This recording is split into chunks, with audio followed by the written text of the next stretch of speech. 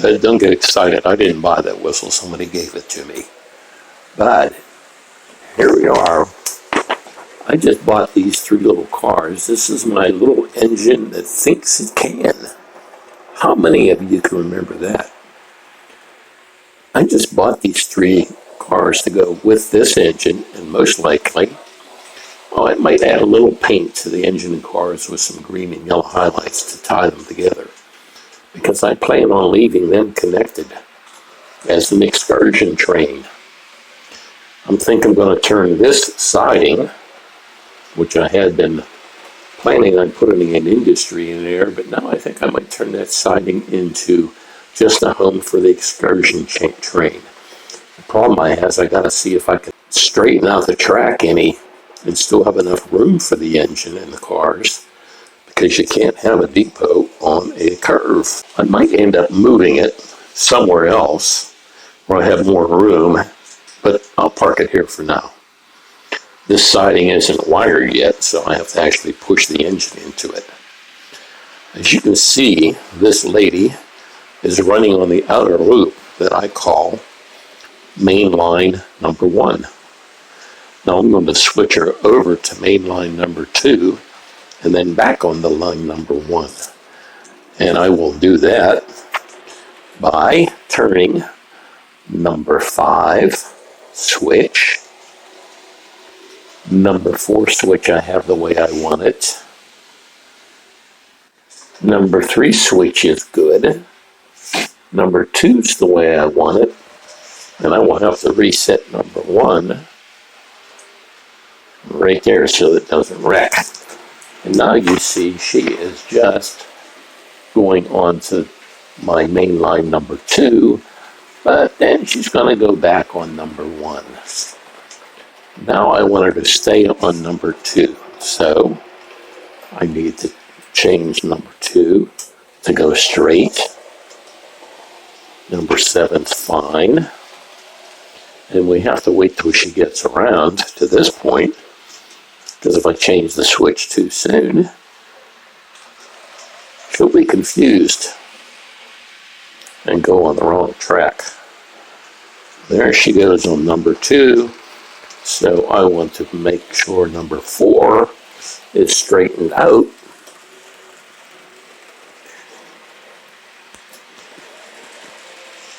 And number 10 and number 11 are in their right positions. So now she is on what I call my inner loop. And this will be more of the industrial loop. And the inner loop is also called number 2 main line. Now, while she is on her excursion, all my switches are going to be controlled from this board. By turning the appropriate knobs through string, piano wire, and springs, I can change the switches from through travel to a turnout position to change tracks. Now, they're not all hooked up yet, just the top 11, except for number 8, which I hooked up wrong and is set up backwards. Dummy me. As my excursion train keeps on its sightseeing tour, I'm going to explain my arrival and departure track. That is track number 3. The train will bring its load of cars in, drop it off, just unhook, and the engine can go off to this side where you see that the black lines following.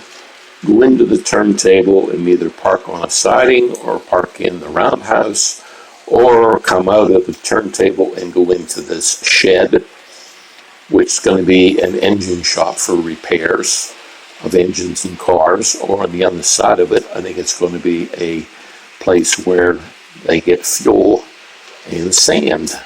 Yes, engines get sand. That's what they put on the track to get traction, believe it or not.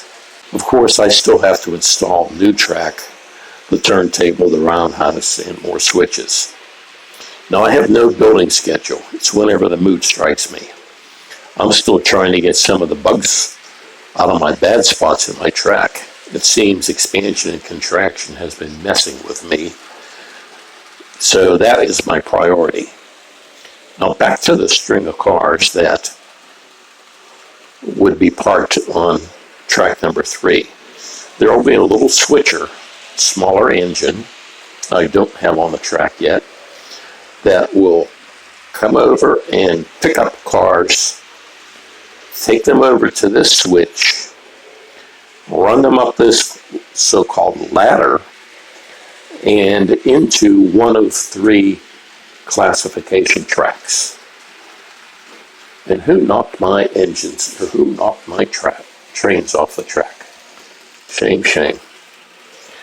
All right, and after the train gets completely torn apart or separated, torn apart's kind of a bad word for a train, the switcher will go into the 3 different stages or classifications tracks, pull those cars out, and push them up onto this. Now it will be a departure track. Well, this is exactly what happens in real life in some railroads. Now, some railroad yards, these tracks are 2 miles long, so they can build trains of 100 and more cars, plus many more classification tracks. I don't have quite enough room for that unless I cut a hole in the wall and run them outside on the roof. Nah. I haven't decided yet what's going to end up in this bare spot over here. That gives me lots of options. I think I might end up putting the excursion train over here so it has a better straight track and a few small industries. Or maybe this will be all industry. You will just have to stay as a subscriber to see what I actually come up with. Aren't you excited? In later videos, I will show you in more details how my switch controls work and show you under the platform. Ooh. Also, I'm going to explain different size track or code of track and the wheels and the big problems that mixing them up can cause.